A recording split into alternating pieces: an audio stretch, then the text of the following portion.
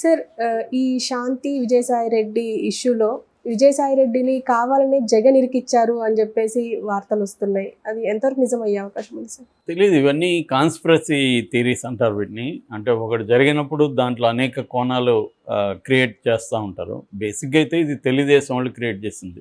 దాంట్లో ఏమి డౌట్ లేదు. ఎందుకంటే మనం ఏది స్పందిస్తూ ఉందనేది చూస్తే మనకు అర్థమైపోతుంది. తెలుగుదేశం మీడియా విపరీతంగా దీని మీదనే ఫోకస్ పెట్టి స్పందిస్తుంది గత కొన్ని రోజుల నుంచి. నిన్న కూడా అతను మార్ఫింగ్ చేసి ఆమెను ప్రెగ్నెంట్గా ఉన్నప్పుడు సుభాష్ రెడ్డి పట్టుకున్న ఫోటోని ఈయన పెట్టేశారు. అది ఎవరికి చూసినా ఆయన విజయసాయి రెడ్డి కాదని తెలిసిపోతుంది. అయినా వాళ్ళు చేస్తున్నారు. కాదని తెలిసిపోయినా సైకలాజికల్ ఎఫెక్ట్ పడుతుంది కాబట్టి చేస్తున్నారు. సో క్లియర్గా విజయసాయి రెడ్డిని బదనాం చేయడం అనేది తెలుగుదేశం వాళ్ళకి టార్గెట్. ఎందుకంటే వైసీపీలో ఆయన సీనియర్ నాయకుడు. గతంలో ఆయన చాలా స్ట్రాంగ్గా లోకేష్ను ఈవెన్ చంద్రబాబును వీళ్ళందరినీ చాలా స్ట్రాంగ్గానే ఆయన ఖండిస్తూ చాలా బిలో ద బెల్ట్ కూడా వెళ్ళేవాడు. ఆయన కూడా చాలా పోస్టులు ఇప్పుడు బయటికి తీస్తున్నారు. అవన్నీ చూస్తే విజయసాయి రెడ్డి ఇంత ఘోరంగా వీళ్ళని మాట్లాడాడు అనిపిస్తుంది. అవన్నీ ఆయన చేశాడు. అంటే ఆయన పార్టీ కర్తవ్యంగా ఆయన చేశాడు. ఎందుకంటే ఆంధ్రప్రదేశ్ రాజకీయాలు ఎలా మారిపోయాయో మనకు తెలుసు. ఎవరో కూడా ఇక్కడ నీతివంతుడు అని చెప్పుకునే పరిస్థితి ఇవాళ రాజకీయాల్లో లేదు. వాళ్ళకి ఎంత సాధ్యమో ఎంత వీలవుతుందో అంత చేస్తున్నారు అందరూ. నిజానికి వాళ్ళ ఒరిజినల్ పర్సనాలిటీలను కూడా పక్కన పెట్టి బిహేవ్ చేయాల్సి వస్తుంది రాజకీయాల కోసం. ఇక్కడ మనం చదువుకున్న చాలామంది జర్నలిస్టులని వీళ్ళని చూస్తేనే ఎంత నీచంగా తయారైంది సంస్కృతి అని మనకు అర్థమవుతుంది. ఇంకా రాజకీయాలు ఎలా ఉంటుంది. కాబట్టి ఏంటంటే ఇవాళ ఏంటంటే కులాల పరంగా రాజకీయ పార్టీల పరంగా సమాజం చీలిపోయి అసలు మధ్యలో ఇంకెవరు కూడా ఉండే స్పేసే లేదు. నువ్వు ఉంటే మా వైపు ఉండు, లేకపోతే మేమే మమ్మల్ని అటుపక్క తరిమేస్తాం అన్న పద్ధతిలో ఉంది. నేను మీ వైపు ఉండు వీళ్ళ వైపు ఉండు అంటే కుదరదు. ఒకడవైపు ఒకడవైపు ఉండాలి.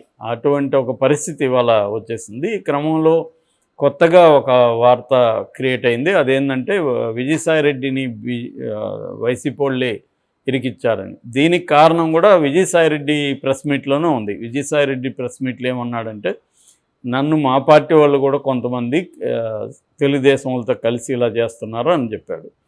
సో అప్పుడు ఆ హింట్ చాలు కదా వీళ్ళకి కథలు అల్లడానికి.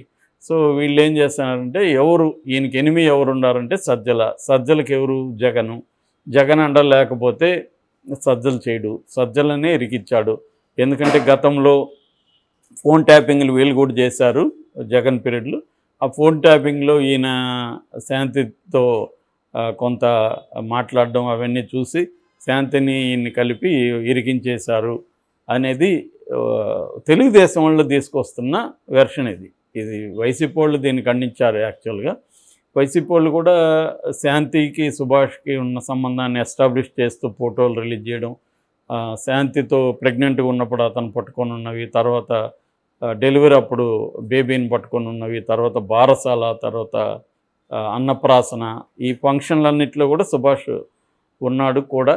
అవన్నీ కూడా వాళ్ళు రిలీజ్ చేశారు. ఇప్పుడు ఆ రిలీజ్ చేసిన దాంట్లోనే వీళ్ళు మార్ఫింగ్ చేసి ఆ ప్లేసులంతా కూడా విజయసాయి రెడ్డిని పెడుతున్నారు తెలుగుదేశం వాళ్ళు. మరి ఎందుకనో దీన్ని పెద్ద స్థాయిలోనే తీసుకెళ్ళారు, మామూలుగా లేదు.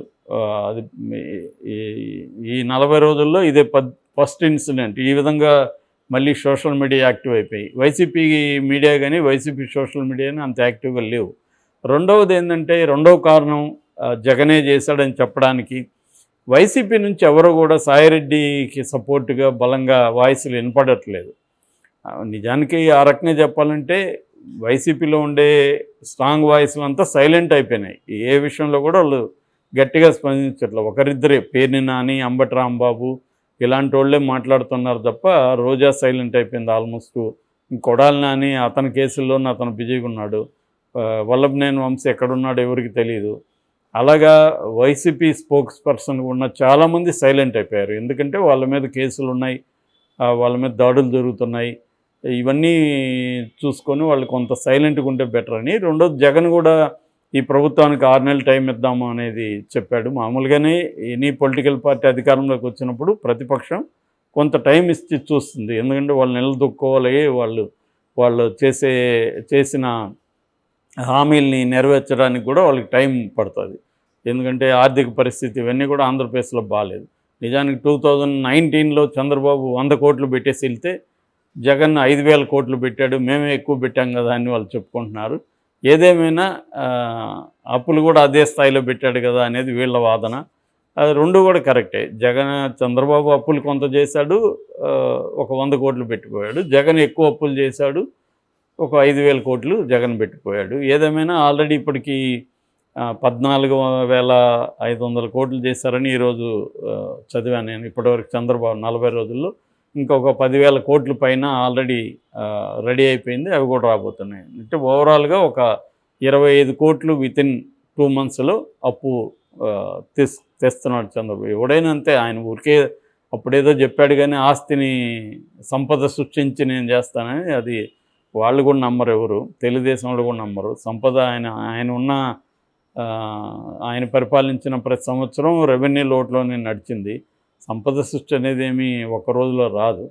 ఎందుకంటే అంతకుముందు హైదరాబాద్ నుంచి ప్రధాన రెవెన్యూ ఉండేది. హైదరాబాద్ పోగానే ఆంధ్రప్రదేశ్కి రెవెన్యూ అనేది పడిపోయింది.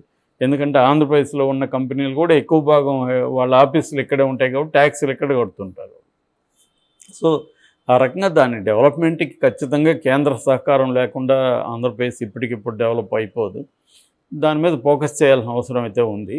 సో ఈ కాంటెక్స్ట్లో చూసుకున్నప్పుడు విమర్శలు అనేవి జరుగుతున్నాయి అటు ఇటు. కానీ విజయసాయిరెడ్డిని ఎందుకు వైసీపీ వాళ్ళు సపోర్ట్ చేయట్లేదు అనేది ఇప్పుడు చర్చ, లేటెస్ట్గా చర్చ. దీనికి కారణం ఏంటంటే గతంలో కూడా మనం కూడా చెప్పుకున్నాం. ఈయన్ని పక్కన పెట్టేశాడు జగన్ కొంతకాలం. అంతకుముందు నెంబర్ 2గా ఉన్న అతను స్లోగా వెళ్ళిపోయి సజ్జల నెంబర్ 2కు వచ్చేసాడు. సజ్జల, సుబ్బారెడ్డి వీళ్ళు వచ్చారు. ఈయన మెల్లగా ఐసోలేట్ అయిపోయాడు. అప్పుడు తెలుగుదేశంకి వెళ్ళిపోతున్నాడు. చంద్రబాబును పొగుడుతూ కూడా ట్వీట్ చేశాడు. తర్వాత తారక రామ్ ఇష్యూలో బాలకృష్ణ ఈయన కలిసి పనిచేశారు. ఇవన్నీ కూడా అప్పట్లో వార్తలు వైరల్ అయినాయి. ఆయన మళ్ళీ ఎలక్షన్ ముందు జగన్ మళ్ళీ ఇన్ని చేరదీసినట్టే కనపడుతుంది. సో ఏదేమైనా విజయసాయిరెడ్డికి జగన్ మధ్య అంత మంచి సంబంధాలు అయితే ఉన్నట్టుగా అయితే కనపడట్లేదు. అందుకనే ఈయనకి ఇంత పెద్ద ఎత్తున, ఎందుకంటే ఆయన జీవితంలో ఇప్పుడు ఇదే పెద్ద క్రైసిస్ అని చెప్పచ్చు. ఈ స్థాయిలో ఆయన మీద ఎప్పుడూ జరగలేదు. ఆయన మీద ఏమన్నా ఉంటే అవినీతి ఆరోపణలు ఉన్నాయి కానీ భూములు కబ్జా, విశాఖపట్నంలో అల్లుళ్ళు, లేకపోతే ఆయనకి పిల్లలు లేరు, కూతుర్ని పెంచుకున్నాడు. బట్ తమ్ముడు పిల్లలు వాళ్ళకి దోచిపెట్టేస్తున్నాడు, ఇవన్నీ వచ్చాయి. కానీ ఇటువంటి 68 yearsలో ఆయన ఒక 35 year ఆమెతో పెట్టినగా అన్నాడు అన్న ఒక వార్త వైరల్ అవ్వడం అనేది ఆయనకి సంబంధించి ఫస్ట్ టైం ఇట్లాంటిది. సో దీనికి ఎందుకు వైసీపీ నుంచి సపోర్ట్ లేదు అనేది బిగ్ క్వశ్చన్. ఆయన ఒకడే పోరాడుతున్నట్టు కనపడుతుంది. ఆయనకి ఎవరు సపోర్ట్కి రావట్లేదు ఎందుకు అనేది. ఇప్పుడు దీన్ని కూడా తెలుగుదేశం వాళ్ళే ముందుకు తీసుకొచ్చారు, ఈ వెర్షన్ కూడా. అంటే తెలుగుదేశం వాళ్ళు ఏంటంటే దీన్ని ఎన్ని కోణాల్లో లాగచ్చో అన్ని కోణాల్లో లాగుతున్నారు. మరి ఇది ఏమవుతుంది అనేది మనకి ఇంకా టైం పడుతుంది. ఏదేమైనా ఆయన దీనికి ఇంకొక నెరేటివ్ ఏంటంటే ఈయన బీజేపీకి దగ్గర అవుతున్నాడు, అందువల్ల జగన్ ఈయన మీద అటాక్ చేయడం మొదలుపెట్టాడు. ఎలాగో బీజేపీతో ఈయన, ఎందుకంటే ఈయన రాజ్యసభ సభ్యుడు, బీజేపీలోకి వెళ్ళిపోతున్నాడు ఇంకా అనేది ఒకటి వస్తుంది. సో ఈయన వెళ్ళిపోవడమే కాకుండా కొంతమందిని కూడా బీజేపీలోకి తీసుకెళ్తున్నాడు అని. సో దానివల్ల కూడా ఈయన్ని టార్గెట్ చేసి ఐసోలేట్ చేద్దామని జగన్ అనుకున్నాడు అనేది ఉండొచ్చు. రాజకీయాల్లో ఎనీథింగ్ ఈజ్ పాసిబుల్. బట్ ఏదేమైనా మనకు బయట కనబడేది మాత్రం తెలుగుదేశం వల్లే ఇష్యూని అయితే విపరీతంగా పెంచి పోషిస్తూ ఉన్నారు. అతన్ని కూడా తెలుగుదేశం మీడియానే మదన్ మోహన్ని కూడా విపరీతంగా రోజు లైవ్లు పెట్టి ఇంటర్వ్యూలు పెట్టి చేస్తున్నారు. ఈ ఓవరాల్ ఇష్యూలో మాత్రం ఖచ్చితంగా బలిపశు అయ్యేది శాంతి అనే ఒక గిరిజన మహిళే. ఎందుకంటే ఆమె ఇప్పుడు సీతలాగా తన పాతివ్రతాన్ని, ఆమె ఎవరితో కంటే వేరే వాళ్ళకి ఏం సమస్య అసలు, దట్ ఈజ్ హర్ ప్రాబ్లం కదా. ఆమె ఎవరు ఇష్టం వచ్చిన వాళ్ళతో పెట్టినట్టు అంటుంది. నువ్వెవడు DNA చేయమనడానికి?